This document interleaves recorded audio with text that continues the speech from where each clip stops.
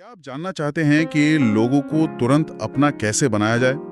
इसका एक बहुत पुराना और शक्तिशाली रहस्य है, जो इंसानी व्यवहार के एक सबसे गहरे नियम पर आधारित है। आज हमारे पास जो स्रोत है, वो मानव संबंधों पर लिखी गई एक क्लासिक किताब का हिस्सा है, और हम इसमें बताए गए एक बहुत ही सरल लेकिन असरदार विचार पर बात करेंगे। दूसरों को महसूस कराने की कला। बिल्कुल। और हमारा मकसद ये समझना है कि ये एक छोटा सा सिद्धांत हमारी रोज की बातचीत से लेकर हमारे काम, हमारी पेशेवर जिंदगी, सब कुछ कैसे बदल सकता है। चलिए इस पर गहराई से उतरते हैं। तो स्रोत की शुरुआत एक बुनियादी नियम से होती है। हमेशा दूसरे व्यक्ति को महसूस कराएं महत्वपूर्ण। सुनने में तो ये बहुत सीधा लगता है ना? हाँ, जैसे दूसरों से अच्छे से पेश आना चाहिए। लेकिन इसकी जड़ें कहीं ज्यादा गहरी हैं। बिल्कुल, ये सिर्फ एक अच्छा विचार या मतलब शिष्टाचार नहीं है। ये इंसान के मनोविज्ञान से गहराई से जुड़ा है। दार्शनिक विलियम जेम्स ने कहा था कि मानव स्वभाव का सबसे गहरा सिद्धांत सराहे जाने की लालसा है। उन्होंने चाहत या इच्छा शब्द का इस्तेमाल नहीं किया, उन्होंने लालसा शब्द का इस्तेमाल किया। हाँ, एक तरह की भूख। और यही वो चीज है जो हमें जानवरों से अलग करती है। इसी ने कला, साहित्य और विज्ञान को जन्म दिया है, मतलब एक तरह से पूरी सभ्यता को। और ये कोई नया विचार भी नहीं है। नहीं, बिल्कुल नहीं। स्रोत इस बात पर जोर देता है कि ये वही सुनहरा नियम है जिसे हजारों सालों से सिखाया जाता रहा है। दूसरों के साथ वैसा ही व्यवहार करें जैसा आप चाहते हैं कि वे आपके साथ करें। सही। ज़ोरोआस्टर से लेकर कन्फ्यूशियस और बुद्ध तक सबने इसी एक मूल विचार को अलग अलग तरीकों से सिखाया है। हम सब अपनी छोटी सी दुनिया में महत्वपूर्ण महसूस करना चाहते हैं। ये एक सार्वभौमिक मानवीय जरूरत है। चलिए इसे एक बहुत ही आम सी स्थिति में देखते हैं। स्रोत में कहानी है। लेखक एक पोस्ट ऑफिस में चिट्ठी रजिस्टर कराने के लिए लाइन में खड़ा है। अच्छा। वहां जो क्लर्क काम कर रहा है, वो अपने काम से पूरी तरह ऊब चुका है। सोच सकती हो, वही लिफाफे तौलना, टिकटें देना, साल दर साल एक ही जैसा काम। हाँ, उसके चेहरे पे कोई भाव नहीं है। एक ऐसी स्थिति जिसमें हम सब कभी ना कभी रहे हैं। हम अक्सर ऐसे में बस अपना काम करवाते हैं और निकल जाते हैं। बिल्कुल। लेकिन लेखक ने सोचा कि वो इस क्लर्क को खुश करने की कोशिश करेगा। अच्छा। उसने क्लर्क में कुछ ऐसा ढूंढा जिसकी वो ईमानदारी से तारीफ कर सके। और उसे तुरंत एक चीज दिख गई। हाँ, जब क्लर्क लिफाफा तौल रहा था तो लेखक ने बड़े उत्साह से कहा, काश मेरे बाल भी आपके जैसे होते। और इसका असर तो देखिए, फौरन हुआ होगा। एकदम। क्लर्क का चेहरा खिल उठा, वो मुस्कुराने लगा। उसने बड़ी विनम्रता से कहा, वैसे अब ये पहले जैसे अच्छे नहीं रहे, लेकिन वो बेहद खुश था। और जब लेखक वहां से जाने लगा तो क्लर्क ने आखिर में कहा, कई लोगों ने मेरे बालों की तारीफ की है। वो एक छोटी सी तारीफ उसके पूरे दिन को रोशन कर गई। यहाँ जो बात गौर करने वाली है, वो सिर्फ तारीफ और चापलूसी के बीच का फर्क नहीं है। ये उससे भी गहरा है। ये एक तरह का, आप कह सकती हैं, मनोवैज्ञानिक इनाम है। मनोवैज्ञानिक इनाम? हाँ, साइकोलॉजिकल रिवॉर्ड। जब हमें अप्रत्याशित और सच्ची सराहना मिलती है तो हमारे दिमाग में डोपामाइन रिलीज होता है। अच्छा। लेखक ने उस क्लर्क को बस कुछ सेकंड के लिए एक न्यूरोलॉजिकल हाई दिया, और इसका असर कितना गहरा था। और क्योंकि उसे लेखक से कुछ चाहिए नहीं था, यही बात उस तारीफ को सच्चा बनाती है। बिल्कुल। सच्ची तारीफ दिल से निकलती है, जबकि चापलूसी स्वार्थी होती है। ये तो हुई एक छोटी रोजमर्रा की बात, लेकिन क्या ये सिद्धांत तब भी काम करता है जब हालात थोड़े मुश्किल हों? हाँ, जब लोगों में तनाव हो। स्रोत में इसका भी एक बढ़िया उदाहरण है। एक चैरिटी कॉन्सर्ट में दो बुजुर्ग महिलाएं, रोज और जेन, इस बात पर नाराज थीं कि रिफ्रेशमेंट बूथ का इंचार्ज कौन है। हाँ, दोनों को लग रहा था कि जिम्मेदारी उन्हें मिलनी चाहिए, और वे आपस में बहस कर रही थी। ऐसी स्थिति को संभालना बहुत मुश्किल हो सकता है, जहाँ दो लोगों का अहंकार टकरा रहा हो। हाँ, और प्रोजेक्ट संभालने वाले व्यक्ति ने स्थिति को बहुत समझदारी से संभाला। क्या किया उसने? उसने कैश बॉक्स रोज को दे दिया और कहा कि वो पैसों का हिसाब रखने में उतना अच्छा नहीं है, और अगर रोज ये काम संभाल ले तो उसे बहुत राहत मिलेगी। अच्छा, तो उसने मदद मांगी? हाँ, फिर उसने जेन से कहा कि वो सोडा मशीन की जिम्मेदारी ले और कुछ किशोरों को सिखाए कि उसे कैसे चलाना है, क्योंकि वो इस काम में ज्यादा अनुभवी है। ये सिर्फ महत्व की भावना नहीं है, ये एजेंसी देने के बारे में है। एजेंसी में नियंत्रण और अधिकार दिया। लोगों को आदेश नहीं, जिम्मेदारी पसंद है। सही, उसने उनकी विशेषज्ञता को पहचाना और उन पर भरोसा दिखाया। और नतीजा ये हुआ कि दोनों खुश हो गईं और कार्यक्रम सफल रहा। चैरिटी इवेंट से लेकर बड़ी कंपनियों के बोर्डरूम तक, क्या यह सिद्धांत हर जगह काम करता है? यहाँ से ये वाकई दिलचस्प हो जाता है। जेम्स एडमसन नाम के एक सेल्समैन को कोडाक के संस्थापक जॉर्ज ईस्टमैन से $90,000 का एक बड़ा ऑर्डर चाहिए था। वाओ! ईस्टमैन एक बहुत ही व्यस्त और सख्त अनुशासक व्यक्ति थे और एडमसन को उनसे मिलने के लिए सिर्फ 5 मिनट का समय दिया गया था। सिर्फ 5 मिनट में $90,000 की डील, ये तो लगभग नामुमकिन लगता है। बिल्कुल। एडमसन जब ईस्टमैन के ऑफिस में पहुंचे तो उन्होंने अपने प्रोडक्ट की बात करने के बजाय ईस्टमैन की ऑफिस की सच्ची तारीफ की। अच्छा। उन्होंने कहा, मिस्टर ईस्टमैन, मैं इंतजार करते हुए आपके ऑफिस को देख रहा था। मैंने अपनी पूरी जिंदगी में इतना सुंदर ऑफिस नहीं देखा।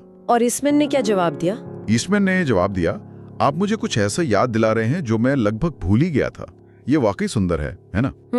जब ये नया नया बना था तब मैं इसका बहुत आनंद लेता था, पर अब मैं यहाँ इतने कामों में उलझा रहता हूँ कि हफ्तों तक इस कमरे पे ध्यान ही नहीं जाता। और इसके बाद जो हुआ वो कमाल का था।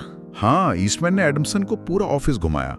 उन्होंने लकड़ी के काम, उसकी डिजाइन और उन चीजों के बारे में बताया जिन्हें उन्होंने खुद प्लान किया था। 5 मिनट की मीटिंग 1 घंटा, फिर 2 घंटे तक चली। 2 घंटे? हाँ। ईस्टमैन ने एडमसन को अपनी शुरुआती गरीबी, अपनी विधवा माँ के संघर्ष और कैसे वो दिन रात काम करते थे, इन सब के बारे में बताया।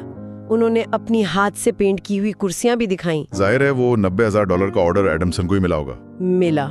लेकिन यहाँ एक सवाल उठता है, क्या ये थोड़ा जोड़ तोड़ वाला नहीं लगता? मैनिपुलेटिव। हाँ, कि आप किसी की तारीफ सिर्फ इसलिए कर रहे हैं ताकि आपको अपना ऑर्डर मिल जाए। ये एक बहुत जरूरी सवाल है और इसका जवाब नियत में छिपा है। स्रोत इस बात पर जोर देता है कि तारीफ सच्ची और ईमानदार होनी चाहिए। एडमसन ने कुछ झूठा नहीं कहा था। सही बात है। उसने उस चीज की सराहना की जिसे ईस्टमैन ने सालों की मेहनत और लगन से बनाया था। उसने ईस्टमैन को एक टाइकून के तौर पर नहीं, बल्कि एक इंसान के तौर पर देखा, जिसकी अपनी रुचियां और गर्व के पल थे। बिल्कुल। डिज़रायली ने कहा था, लोगों से उनके बारे में बात करें और वे घंटों तक सुनेंगे। एडमसन ने ईस्टमैन के जुनून को पहचाना और यही बात उस बातचीत को असली बनाती है। अगर वो तारीफ झूठी होती तो ईस्टमैन जैसा अनुभवी व्यक्ति उसे तुरंत पकड़ लेता। 1 सेकंड में। ये सिद्धांत सिर्फ नए रिश्ते बनाने में ही नहीं, बल्कि मौजूदा रिश्तों को बचाने में भी काम आता है। हाँ। फ्रांस के एक रेस्टोरेंट के मालिक क्लॉड मारेस की एक प्रमुख कर्मचारी थी पॉलेट। हाँ। वो 5 साल से वहाँ काम कर रही थी और बहुत जरूरी थी, लेकिन उसने इस्तीफा दे दिया। किसी भी मैनेजर के लिए ये एक मुश्किल घड़ी होती है, एक भरोसेमंद कर्मचारी का जाना। हाँ, पूरे सिस्टम को हिला सकता है। मारेस ये सुनकर हैरान और निराश थे। तो उन्होंने क्या किया? वो इस्तीफा स्वीकार कर सकते थे और नई भर्ती शुरू कर सकते थे, लेकिन उन्होंने ऐसा नहीं किया। उन्होंने पॉलेट को अलग ले जाकर कहा, पॉलेट, तुम ये समझ लो कि मैं तुम्हारा इस्तीफा स्वीकार नहीं कर सकता। अरे वाह! तुम मेरे लिए और इस कंपनी के लिए बहुत मायने रखती हो। इस रेस्टोरेंट की सफलता के लिए तुम उतनी ही जरूरी हो जितना मैं हूँ। ये बहुत शक्तिशाली है। और ये सिर्फ अकेले में नहीं कहा, उन्होंने ये बात पूरे स्टाफ के सामने भी दोहराई। अच्छा, यहाँ मालिक ने सिर्फ ये नहीं कहा कि प्लीज रुक जाओ, बल्कि उसने पॉलेट के महत्व को सार्वजनिक रूप से स्वीकार किया। हाँ। उसने पॉलेट को ये महसूस कराया कि वो सिर्फ एक कर्मचारी नहीं, बल्कि उस जगह की सफलता का एक अनिवार्य हिस्सा है, भागीदार है। हाँ, एक भागीदार। उसने पॉलेट की पेशेवर पहचान को सम्मान दिया। और जानते हैं इसका नतीजा क्या निकला? उसने इस्तीफा वापस ले लिया होगा। हाँ, पॉलेट ने अपना इस्तीफा वापस ले लिया और पहले से भी ज्यादा भरोसेमंद और वफादार कर्मचारी बन गई। ये इस बात को उजागर करता है कि हमारी पेशेवर पहचान कितनी नाजुक हो सकती है। पॉलेट के लिए वो सिर्फ एक नौकरी नहीं थी, वो उसकी पहचान का हिस्सा थी। और उसके मालिक ने इस बात को पहचाना। सही। कुछ कहानियां तो ये भी दिखाती हैं कि ये सिद्धांत कैसे किसी की जिंदगी पर बहुत गहरा असर डाल सकता है। अच्छा? एक वकील अपनी पत्नी के साथ उसकी एक बुजुर्ग चाची से मिलने गया। वो चाची एक बड़े से पुराने घर में अकेली रहती थी। वकील ने जब घर देखा तो ईमानदारी से उसकी तारीफ की। ये घर 1890 के आसपास बनाया है ना, ये बहुत सुंदर और मजबूत है। आजकल ऐसे घर नहीं बनते। हाँ। उसने सिर्फ एक इमारत की तारीफ नहीं की, उसने उस घर से जुड़ी यादों और इतिहास की सराहना की। बिल्कुल। वो बुजुर्ग महिला जो शायद अकेलेपन और पहचान की भूखी थी, ये सुनकर बहुत भावुक हो गई। जरूर हुई होंगी। उसने कहा, हाँ, इस घर को प्यार से बनाया गया था। उसने वकील को पूरा घर दिखाया, अपनी कीमती चीजें दिखाईं। हर चीज के पीछे एक कहानी थी। हाँ, और अंत में वो उसे गैराज में ले गई जहाँ एक पुरानी पैकार्ड कार खड़ी थी। Packard car? और उसने कहा, मेरे पति ने ये कार मेरे लिए खरीदी थी। आप अच्छी चीजों की कद्र करते हैं और मैं ये कार आपको देना चाहती हूँ। ये हैरान करने वाला है ना? अगर हम इसे बड़ी तस्वीर से जोड़कर देखें तो वो महिला सिर्फ एक कार नहीं दे रही थी। तो क्या दे रही थी? वो अपनी यादें, अपने पति की विरासत किसी ऐसे को सौंप रही थी जो उसकी कीमत समझे। जब हम बूढ़े हो जाते हैं तो हमारी चीजें सिर्फ चीजें नहीं लेती, वे हमारी जिंदगी की कहानी बन जाती हैं। और उस वकील ने उस कहानी में दिलचस्पी दिखाई। हाँ, और इसके बदले में उसे जो मिला वो सिर्फ एक कार नहीं, बल्कि एक इंसान का गहरा आभार और विश्वास था। एक और बहुत ही दिल छू लेने वाली कहानी एक कला शिक्षक और उसके क्रिस नाम के शर्मीले छात्र की है। क्रिस एक बहुत ही शांत और आत्मविश्वास की कमी वाला लड़का था, जिस पर अक्सर किसी का ध्यान नहीं जाता था। और ये बहुत जरूरी है, अक्सर जो लोग शांत रहते हैं उनकी प्रतिभा को नजरअंदाज कर दिया जाता है। बिल्कुल, लेकिन शिक्षक ने क्रिस के काम में एक छिपी हुई प्रतिभा को देखा। अच्छा? एक दिन शिक्षक ने क्रिस से पूछा कि क्या वो उसकी एडवांस क्लास में आना चाहेगा, जो कि एक बहुत सम्मान की बात मानी जाती थी। ये सुनकर तो क्रिस की आंखों में आंसू आ गए होंगे। आ गए। उसने पूछा, क्या मैं सच में इतना अच्छा हूँ? उस एक सवाल में कितना दर्द और कितनी अनिश्चितता छिपी है। शिक्षक ने कहा, हाँ क्रिस, तुम इतने अच्छे हो। उस एक पल ने क्रिस का आत्मविश्वास हमेशा के लिए बदल दिया। वो उस दिन क्लास से ऐसे निकला जैसे उसका कद 2 इंच बढ़ गया हो। वाह, इस घटना ने उस शिक्षक को भी एक सबक सिखाया होगा। सिखाया। उसने महसूस किया कि हम सबके अंदर महत्वपूर्ण महसूस करने की कितनी गहरी इच्छा होती है। उसने अपनी कक्षा में एक साइन लगाया जिस पर लिखा था, आप महत्वपूर्ण हैं। ये एक महत्वपूर्ण सवाल खड़ा करता है।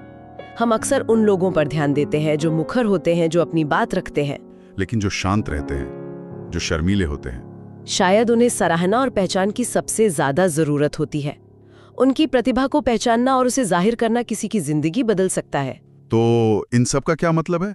इन सभी कहानियों और विचारों का सार क्या है? सार एक ही है, दूसरे व्यक्ति को महसूस कराएं और इसे ईमानदारी से करें। ये सिर्फ विनम्र होना या अच्छी बातें कहना नहीं है। नहीं, बिल्कुल नहीं है। ये दूसरों में सक्रिय रूप से अच्छाई खोजना और फिर उसे बिना किसी झिझक के व्यक्त करना है। एमरसन ने कहा था, मैं जिस भी व्यक्ति से मिलता हूँ वो किसी न किसी रूप में मुझसे बेहतर है। उसी में मैं उससे सीखता हूँ।